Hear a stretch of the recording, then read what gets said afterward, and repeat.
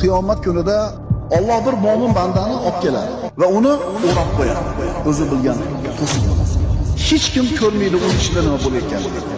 Va unga noma'lum olib beriladi-da, o'qi kitobini. Haligi mo'min kitobini ochadi. Albatta ichida gunohi bor. Bir qator o'qiydi savob, bir qator o'qiydi gunoh. Gunohlarni o'qigan paytda rangi qochib ketadi. Savoblarni o'qiganda rangi o'ziga keladi. Banda o'qib bo'ldi kitobini, ahvoli nima ekanligini bildi. Alloh taolo aytadi: "Ko'rdingmi kitobni?" Ko'rdim. Oqibati nimaligini tushundi.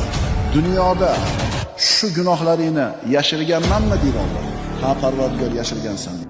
Dunyoda yashirganimdek, dunyoda sharmanda qilmaganimdek, bu yerda ham seni yashiraman, sharmanda qilmayman. Yana bir marta kitobingni ochdi. Endi ochib qarasa, ichida bironta gunoh qilmagan. Shunda boyagi parda olinadi to'siq, hali banda xursand bo'lib, "Ha, umuqra'u kitabiya, mana meni kitobim, ko'ringlar. Mana ko'ringlar."